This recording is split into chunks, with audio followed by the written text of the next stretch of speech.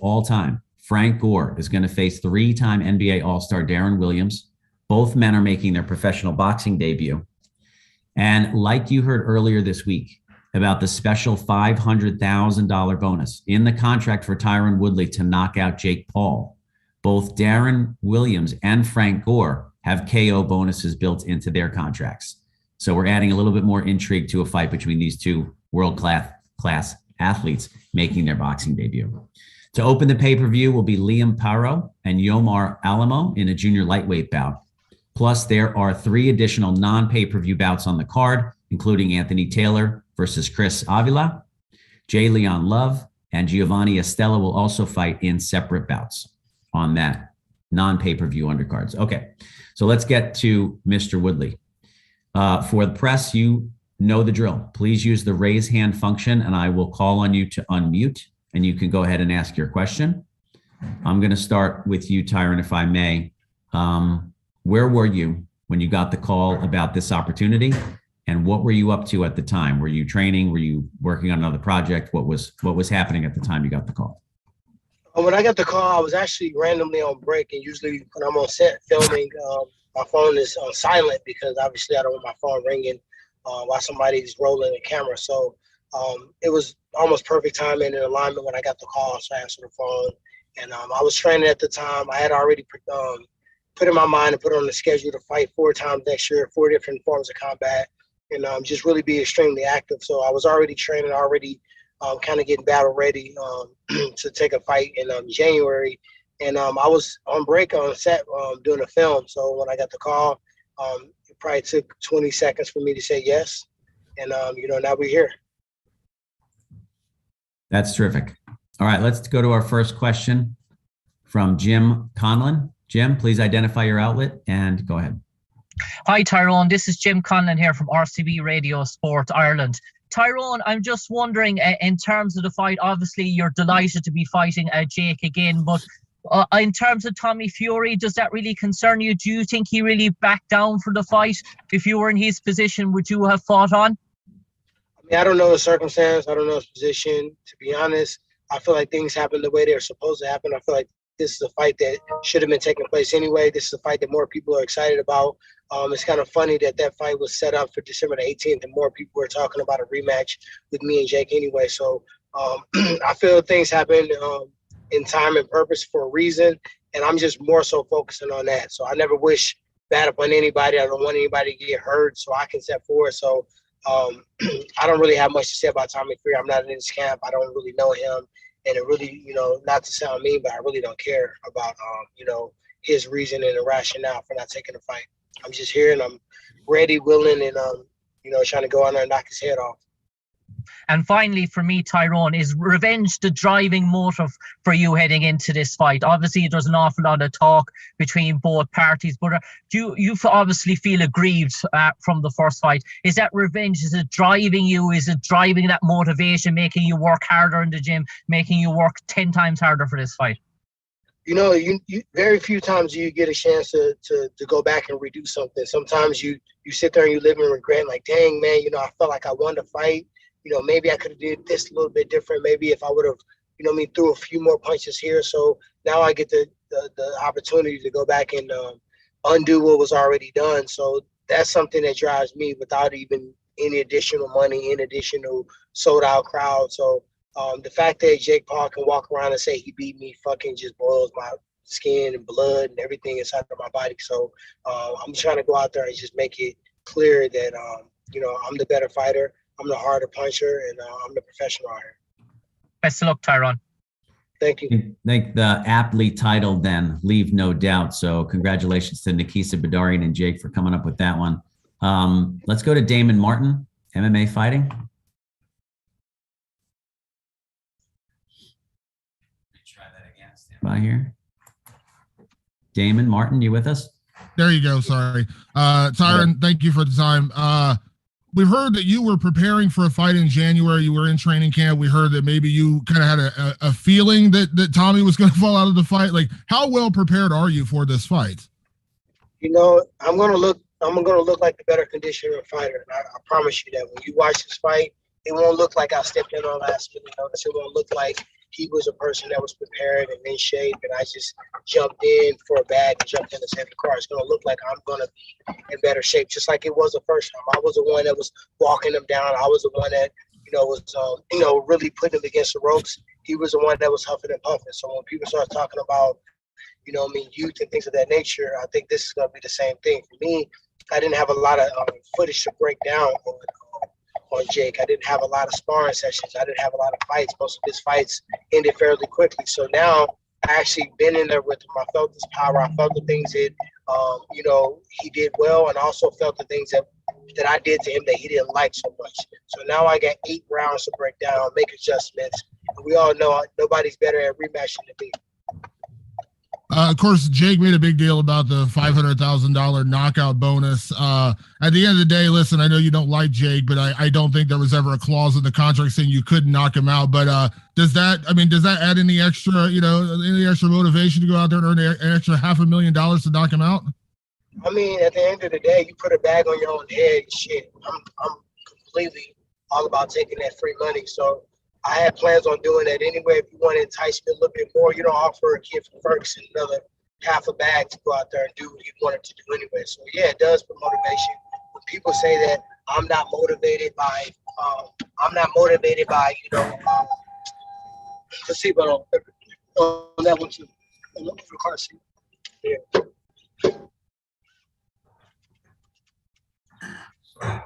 Go ahead. We can hear you, Tyron. Put them all on.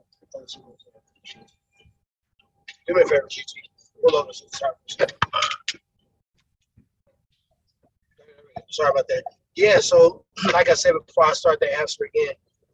You don't put a bounty on your own fucking head and think I'm not going to take it. So for sure, I'm motivated by money. I'm motivated by legacy. I'm motivated by greatness, and I'm motivated by redemption. So when people say, "Oh, it's not about the money for me," they're fucking lying. Like, why would you be prize fighting if you didn't want to get a prize? And sometimes it's about the principle. If you feel like you're at a certain level, you feel like you're at a certain, point of your life and your career, you want the bag to match where you feel like you're at. It's kind of just a principle matter behind it. So definitely, it's additional motivation. And you'll see me walking away with another 500,000. And last one for me, Tyron. The last fight, it was very, very close. And of course, you came the closest to finishing the fight with the knockdown and nearly putting him through the ropes in the one round. As you called it, what it was, because the referee surely didn't. What do you feel like was the biggest mistake you made in that fight that's going to be the difference in this fight? I feel like it was times where I made a miss, but I didn't make a pay. I'm not going to go into technique. I'm not going to go into game plan. But I feel like it was times that he could have had a more stern consequence for even trying to hit me. So that's the one thing that I can pick out. If I change that, I feel like the fight is. I feel like I won the fight anyway. I kind of watched the fight really for the first time yesterday, and I won rounds 4 through 8. That's five of the 8 rounds. So I don't understand how I can win 4, 5, 6, 7, and 8, and he still won the fight, even not with counting 10-8 round in the 4th round. So add those little small tweaks in there, a little bit more volume, and I think we'll see me get the knockout. Thanks, Tyron. Okay, thanks, Damon. Let's go to Donna Corby across the way. Donna, please identify yourself, your outlet. Hey, Donna Corby from the Daily Mirror. Tyron, I wanted to ask about your initial plans before this fight was put on. First off, you were on the set of a movie, correct? Are you still filming? I'm still filming, yes. I'm still filming my rap tomorrow, so I've got one more day. So you were on set of a movie just like Michael Bisping was, I suppose, when he had that famous fight with Luke Rockhold, and he took it on short notice. And you had also said you were planning on fighting 4 times next year in 4 different disciplines. Is that still the plan, or will it have to be 3 now, considering you probably can't fight in January? No, to be honest, I don't want to look ahead, but I'm not losing to Jake Paul. I didn't lose him to the first time, and this time I'm finishing the fight. I don't want no referee. I don't want no hometown advantage. I don't want no let's let the storyline continue type shit happening at all. So what it's going to do is it's probably going to set us up to fight a 3rd time, and I'm just going to replace the boxing fight I anticipated fight next year is going to be a fight with Jake instead. So I'm still going to fight 4 times. I'm still going to fight 4 different forms of combat. But the boxing fight that I was, being prepared to fight for, that fight will just be replaced with a trilogy with Jake. Without saying too much, is Dan Hardy going to be disappointed to hear that news? I mean, Dan Hardy, why are we even talking about Dan Hardy? We're talking about Tyron Woodley, Jake Paul, the biggest fighter of the year. So let's respect myself and respect Jake Paul because we're the ones that put the asses in the seats. Dan Hardy ain't touched the face in 10 years. Last one from me. Could you show us the tattoo? Could we see the infamous? But it is I'll real. show you the other end of it, though. The tattoo's right on the back, though. Thank you very much, Tyron. You got it. All right, thank you, Donna. Let's go to Gabriel Montoya. Gabriel, go ahead. Hi, it's Gabriel Montoya with Ring Magazine. Thank you for your time, Mr. Woodley. You were very outspoken after the first fight and before it that you felt Jake Paul was on PEDs. It's come to my attention he has Memo Heredia, a former PED dealer in his camp, who's now like a strength coach. Is there testing for this fight with VADA or USADA, and does that concern you? I always want an even playing field. I asked him straight up. I don't want to go around and I don't know who the guy you mentioned. I'm not fighting him. I'm fighting Jake. So when we did the face-to-face, I asked him directly to his face, the man, was he on PEDs? And his answer to me was no. So there will be testing. There's stuff in the contract about testing. I don't feel like it changed the fight if he was on PEDs. But, obviously you want to even playing field. So I'm a big believer in testing. I've never even seen a fucking PED that's not throwing one in my body. I feel like when your time is up, your body doesn't allow you to compete at the level, that's your time to walk away. And I pray that you've done everything that you were supposed to do with the time frame that you had. Not try to add another few combinations of punches or conditioning or tolerance due to PED. So I can't really answer that question. I don't know what he's doing. I can only ask him the question as a man. When I asked him, his answer was no. And hopefully the testing reflects the same thing. Did you see anything in looking back at your fight with him in particular that you feel, obviously you're not going to give away your game plan, but did you see glaring things that he did or that you did that you can change in this rematch? As I said earlier, I just feel like, there was times in the earlier round 1 through 3 where, he was keeping busy and it wasn't like he was really landing anything damaging. There was no time where he hit me with a punch that made the referee want to get in there or made it look like I was going to go down. He punches hard. One thing you'll find out about me is I'm going to keep it real. I'm going to keep it straight down the middle no matter what it is. I'm not going to act like Jake Paul does not punch hard. I'm not going to act like he does not have the ability. He does have punching power. And I feel like he hit me with 4 shots that I can actually remember myself. I'm pretty sure if I go back and break down the film, it probably was more than that. But he hit me with punches that I know may have sent others down to the canvas. So with that said, I just got to make him pay a little bit more.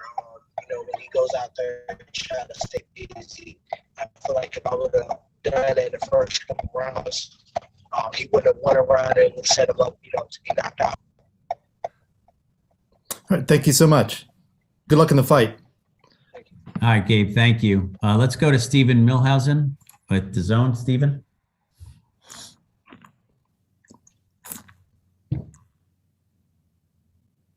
Stephen Milhausen, you're live with the press. Just watch. Oh. Hi, Tyron. You had said that you had watched the video of the fight yesterday. Why didn't you watch it until what was the reasoning behind that? Stephen, you were a little. Stephen, can you talk just a little bit louder, my man? Yeah, you were a little bit low there, Stephen. Go ahead. Yeah, can you hear me now, Tyron? I can listen closely. Sorry about that, guys. What was the reasoning behind just watching the first fight yesterday? I mean, this fight wasn't announced 7 weeks ago. So, the first thing first is jump your ass into sparring and running and conditioning, training and sharpening the tools and being in shape is one thing, but specifying your training towards a specific person, you know, that's what I actually started doing first.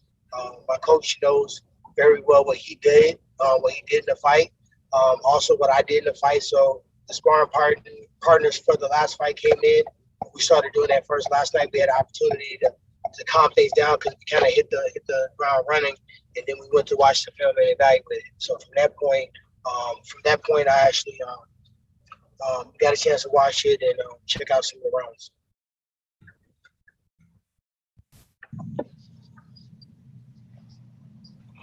You know, he was very complimentary to you the other day about the fact that you did take the fight. And do you have any newfound respect for him? The fact that he could have said no, he could have dropped out of the fight. So is there any respect there in the fact that he's also taking this fight on short notice with you? I mean, I never really said anything that wasn't true. Everything that I said I was going to do in the last fight, I did. He got hit with culture. He got hit with a shitload of punches. He was the one that was backing up, and I was the one that was walking him down. Jay got a screw loose. We all know that.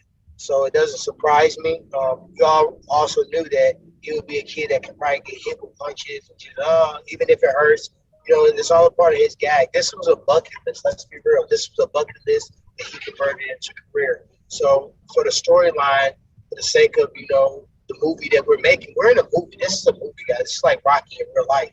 You know what I mean? So for this, I don't think he or his team will pass up an opportunity because everybody thinks he's scared of him. I mean, even after, you know, the bets and all the, you know, shenanigans and the split decision and all the naysayers to him saying that I really won the fight, that, you know, was hometown judging, he would have to make this right. He would have to rectify the moment. Your opponent's out.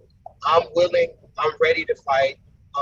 Had I came out publicly and said that, he not taking the fight, everything that he says, all this, I'm a real fighter, Jazz, all that stuff's out the window. So I think for that storyline and also the saving card, you know, like, which I don't realize we're fighting, but it's really entertainment. It's not so much fighting. Fighting is what we're doing when you're watching us entertain. But the interviews, the press, the media, the training camp, the funds that you put into that, nobody want to just waste that shit. So I can't speak for Jake. I really only know Jake from, you know, the press conferences and the one-on-ones, you know, him as an athlete and fighter. I don't know him personally, so I don't know what his motivation really is. That's the question you might want to ask him in the case. Well, I'm going to follow that up. This is Chris de Blasio here with the thank you that one final one, Tyron. Okay. Go ahead, Steve. Let Chris follow up first. And then you yeah. So just saying the thank you that I gave at the top for Tyron Woodley stepping up is not just a platitude or a loose comment. It's a sincere thank you because fighters on the card, their camps, their teams, their preparations, a lot has gone into that for the undercard. And those guys are all coming to fight and make their mark on an important show. And without Tyron Woodley stepping up at late notice, the potential for all that to go away was high. So that's a legit thank you. Go ahead, Steven. Last one. Hey, don't be scared to throw a little extra cheese in the macaroni. So thank you too. So holla at Showtime on that too. Chris, go ahead, Steve. No, definitely, and thank you, Chris. And if you do what you expect to do next Saturday night, you're gonna get rid of that tattoo now because, in all honesty, you won the rematch.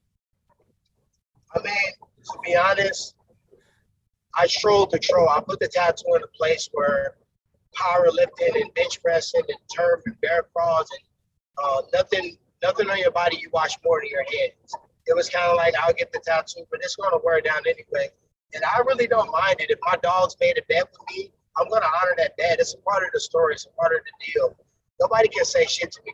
I probably beat your ass anyway. So if anybody in public, like, oh, I can't believe you have no bet, you're probably broke and you're probably not chasing your dream because you're spending a lot of time on the internet thumbing around and telling me what I should do. So I feel like if he would have lost the bet, I feel like he would have gotten the tattoo, or he would have never made the bet. So it doesn't really bother me. Like, my legacy and what I've done in combat sports. What I've done in combat sports and what I'm going to continue to do is submit it. So I'm not really focused on all the naysayers and everything like that. All right, that's great. I think we've got Thank time you, for Tyron, one. and see you next week in Tampa. All right, cool. All right, Stephen, thanks. We got time for one more. Let's go to Richard Diosio. Richard with MMA Examiner. Hey, good morning, everyone here on the West Coast. Thanks for taking my time. Bill, I can start off maybe with your question. Hey, are we going to see maybe Tyron featured on Showtime again in some other type of fights, whether if that's MMA or whatever he chooses? What direction are you going with these type of events? Was that question for me? Yeah, it can be. Let's start with you first, Bill, and then I'll hear what Mr. Woodley has to say. You guys, we kind of long time. Let's be respectful to my schedule. This is a conference for questions to me, so ask me the questions you want to ask me, and if you want to ask Chris, you can ask him that when I hop off. Yeah, fair enough. So, respect. Tyron, let me start with you then. One final question, and then we'll cut you loose here if this is the last one. Your prediction on this, how does it end, and when does it end? My prediction is a knockout. You know what I mean? When that happens, depends on him. Because how much damage he can take, how much violence he can endure, and the openings. I'm not gonna just sit here and say I'm gonna knock him out in the first round. You know what I mean? I'm not gonna give away my game plan, but it's really based upon what I would do if I was him. And I'm making my game plan off of that. So I don't see him just opening up and giving big openings in the first round. So I'm gonna look for him. If they're there, I'm gonna take them. But I feel like this fight's gonna end in a knockout. Okay, that's all I got. Okay, and that's just about all the time we have. Tyron, thank you again for joining. Thanks for jumping in. Looking forward to a terrific event on Saturday, December 18th, live from AMALIE Arena, Tampa, Florida, and live on Showtime pay-per-view. Thanks, everybody. Thank you guys.